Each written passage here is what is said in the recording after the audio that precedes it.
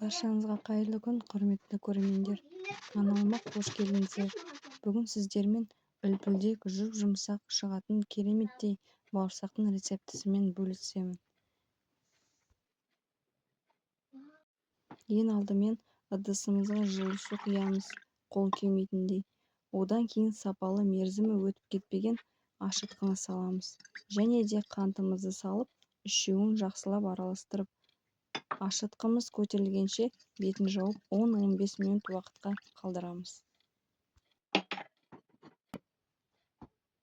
Ал енді бөлек бір ыдысқа қол келмейтіндей жылы сүтті құямыз. Одан кейін үстінен 2 жұмыртқаны саламыз.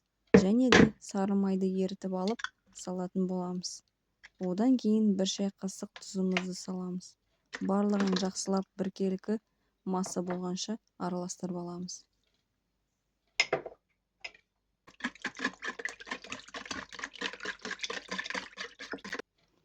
Осы уақыт аралықта біздің ашытқымыз да көтеріліп дайын тұр. Енді осы ашытқыны жаңағы массамыздың үстіне құйып, барлығын жақсылап тағы да араластырып аламыз. Біздің ұнымыз да електен өтіп дайын тұру керек. Менде 1 килограммдай жоғары сұрыпты ұн. Осы ұнымызды бөліп саламыз. Бірден бәрін салып тастамай, 2-ге немесе 3-ге бөліп салсақ та болады. Осылай қолымызбен елейміз. Қалған бөлікті салып аламыз. Бізде қолға кішкене жабысып тұратын өте жұмсақ еленіп шығады. Ешқандай комок, оның артық түйіршілігі қалмағанша дейін жақсылап қамырымызды елейміз.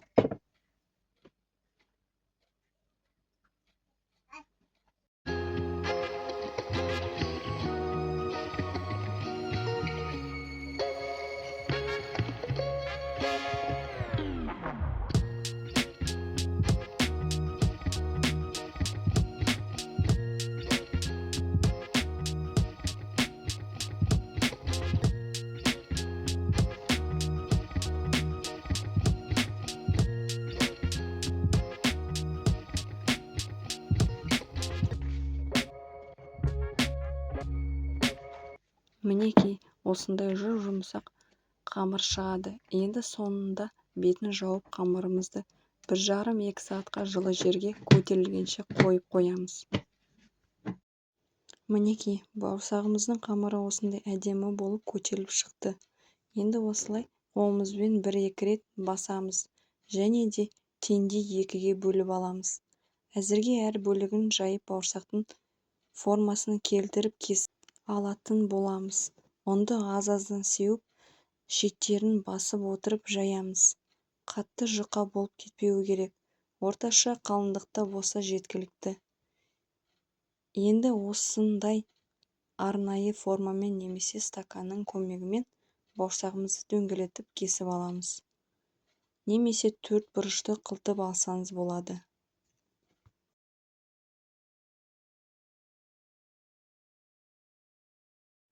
Енді осы дөңгелек бауырсақтарымызды міндетті түрде беттерін сүлгімен жауып қоямыз. 20-30 минутқа бауырсақтарымызды көтерілгенше қалдырамыз. Оған дейін майымызды қыздырып қоямыз. Бірінші 300 граммдай сұйық майды құйдым. Одан осындай тоң майды да қосамыз. Осылай араластырып қосаңыздар, бауырсақтарыңыз қатты майлы болмайды. Майды өзіне сіңірмей, кереметтей пісіп шығатын болады. Майды қыздырып алдық. Газ орташадан төмен болып тұр. Осылайша бауырсақтарымыз 2 бетін қызартып, әдемілеп пісіріп аламыз. Тоң майдың дәмі иісі бауырсақта сезілмейді. Сол себепті қорықпай пісіре берсеңіздер болады. Мінекей, осымен бауырсақтарымыз дайын, үлпілдеп, жұмсақ піседі. Әдемі, керемет болып шығады.